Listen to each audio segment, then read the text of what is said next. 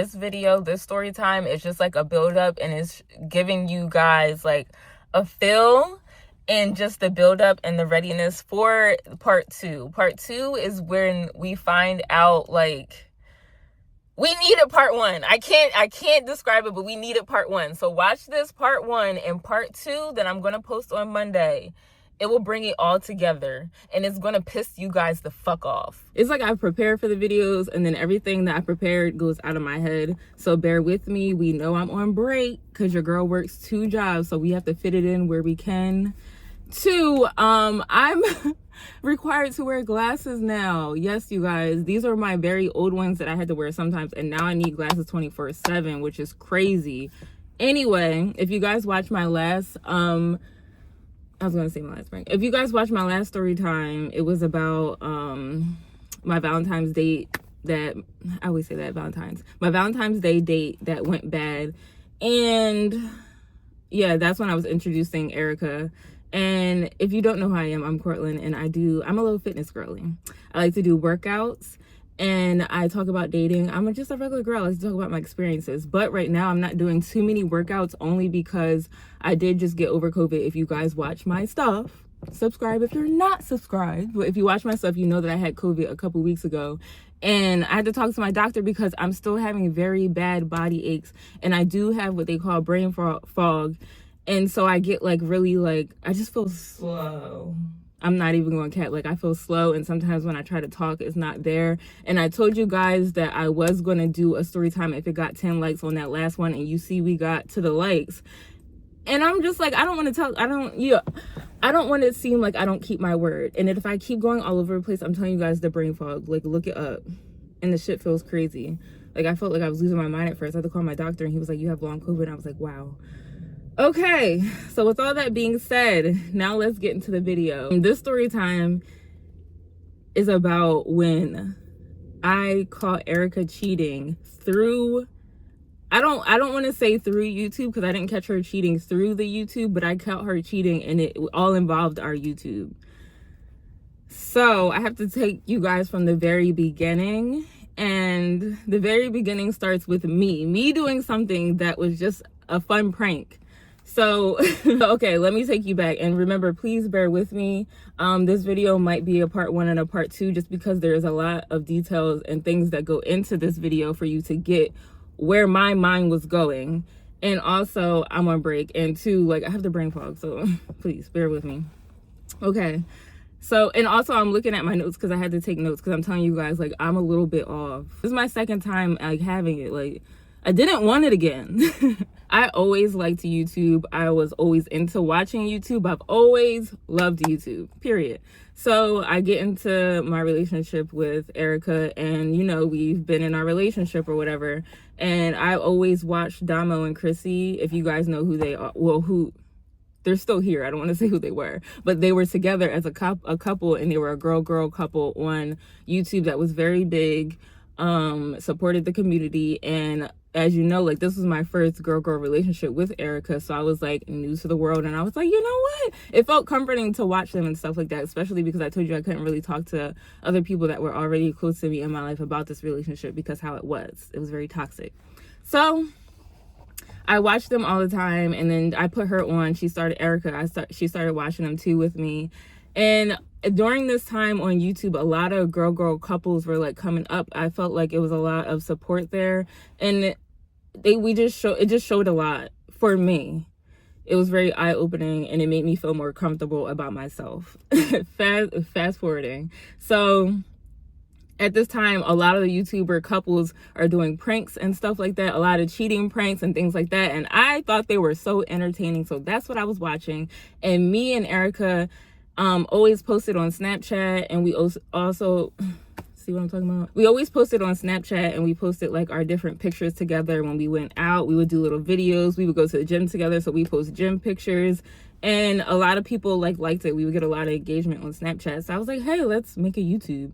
So we decided to make a YouTube, and we did a couple videos, like just letting you guys get to know us, like 21 questions, or this and that, Or there was the other just trending videos that were going on at the time, so we were doing those, and we were not big on there at all. We probably had like 100 and something subscribers, but they were very engaging with us. So like that's what made it fun, and like we just like kept with it because of that.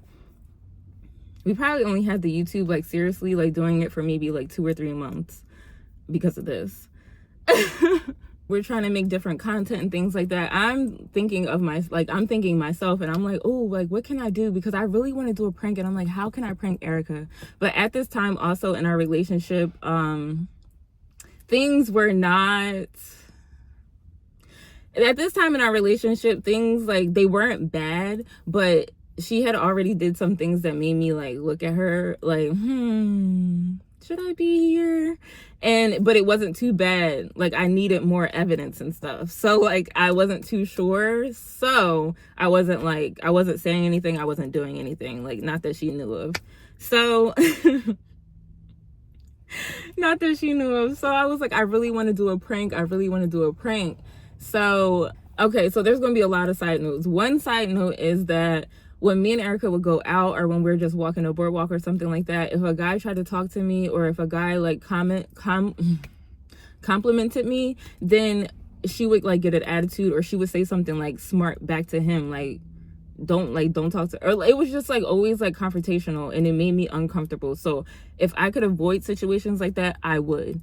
So keep that in mind. And then two, side note, I always took the bus everywhere when it came to work or us doing anything. We always took the bus because at this time my car, like she ruined it, and I didn't know to keep up on cars the way like you should. So all that just brought my car down. She died.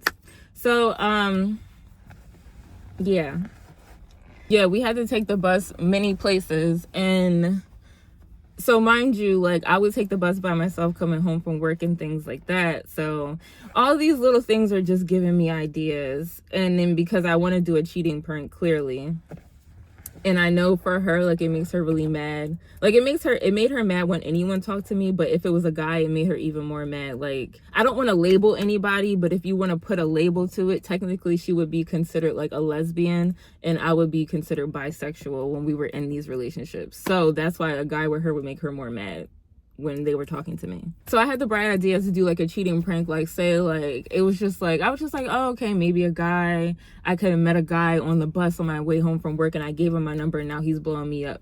That was my idea. So I was like, okay, cool, let's see what I can do. So I called a friend, and everything that I'm saying, it's like it's a point to it. So I called a friend that Erica knew of, that Erica knew how this person was involved in my life, and Erica like heard me speaking on the phone with them. Like this is not like just a random friend of mine like that I just met, like this is someone I know. So her name is Maria. That's my friend's name. So Maria, I would talk to her all the time when we were home, and also she knew of Maria and how Maria was involved in my life as my friend. So she knew Maria was close to me. That's a side note. Okay, so I called Maria and filled her in. I told Maria, this is what I want you to do. Me and Erica are going to be home Saturday morning. And the plan was to have Maria blow my phone up with text messages. While I'm done getting dressed, I'm going to leave my phone in the room with Erica, where my phone is blowing up. And I'm going to be in the living room just doing whatever, trying to still get ready or whatever. Like, I already know how she is. And I told you guys, like, she was toxic for me. I don't know if she's like that now. I don't know. But she was toxic for me. So I already knew all those messages coming back to my phone. She's just going to grab my phone and go through it. So it's so funny. It's so funny how you can learn someone and you can just like, it was so easy. So I knew she was going to pick my phone up and go through it. And then from there, I was just going to be in the living room, and then she was going to react. Okay. So that was the plan. And then I also let Maria know that when I FaceTime you, make sure you answer the FaceTime, because that's going to be me revealing that it's you and that it was a prank. And she said, okay, cool, got you. The time is set, we're ready. Okay, so the idea is set in stone. This is what I'm going to do. So to make sure that I can make sure I film the prank right, I make sure that I keep the camera with me, because all I had was my phone and a one camera that I had. So of course she had to answer my phone, and then the one camera I had to keep with me so you could see the reaction. So I had already had the camera rolling in the living room. I come from the living room. I'm just literally, I'm talking to the camera like this, like I'm about to prank her right now. Because this is footage that we have to show that I'm doing a prank on you. All of this is important. So this is footage that I have beforehand, like saying, okay, Maria's about to text her. I'm telling Maria right now to start blowing up my phone. And of course I have Maria's number under a different name. So I text Maria that. I text Maria the day before we set up a time. So I delete all the messages that I have of Maria in my actual phone, and I changed Maria's name to a guy's name, or I think I just left it as a number. Because I think that would be more believable, because I think this is the first time I meet her. I think I just left it as a number that would be repeatedly texting me, and she does not know Maria's number. Yeah, so I'm talking to the camera, so you have this footage beforehand of me for the content. And so I'm like, la, la, la. Maria, my phone is going off. I can hear it. I hear the text messages. Ding, ding, ding. I can hear the text messages, and I'm getting nervous because I already know her reaction is going to be as if it's real, because that's the point. But what you guys don't know, I set myself up because I'm already kind of traumatized and like scared of her reaction. So I know this prank is going to be quick, because as soon as she reacts, I'm like, it's a prank, it's a prank, it's a prank. Because also I don't know what footage I'm about to get, and I'm recording this and I want to put it up. I don't want to waste my time. So I don't need you acting crazy and they be like, what's going on? Because that used to be a thing too. Some people, the way they used to react in their pranks on the couple channels, I used to be like, oh, like that's actually not okay. Like, is she good after it went down? But anyway, I didn't want people thinking that, even though like that would have been the truth, but it's supposed to be funny and lighthearted. Anyway, that sounds crazy. Anyway, you hear my phone going off, and like you don't hear anything. So I'm sitting there like, I'm literally just sitting on the couch because she's in the room, and I can hear silence after my phone was like blowing up. So now I know you opened my phone and you're reading it, because now it's just silent. And I'm nervous, and I'm in the living room, and I literally just have to stand up, and I'm just moving all around because my anxiety is making me hot. I just got dressed, and this is when my hair used to be like curly and out, so I know my hair is wet. That's making me hot on top. It's hot outside, so I'm just like just acting like I'm like staying busy out in the living room waiting for her. And then all I hear is Cortland, and I just stop. And I wish I still had this video, because in my mind I forgot it was a prank. For a hot second I thought I was in trouble. And this is sad, because like, why am I feeling like this in a relationship? Like, I felt like I was 5 and I was in trouble. But anyway, I was just like, and I ignored it because I'm like, no, what? I ignored it. Then she comes storming out with the phone and like, who's this? Who is this? And I'm like, who's what? Who's the guy you met on the bus? So she must have been reading them. Of course you're reading them. Yeah, who's the guy you met on the bus?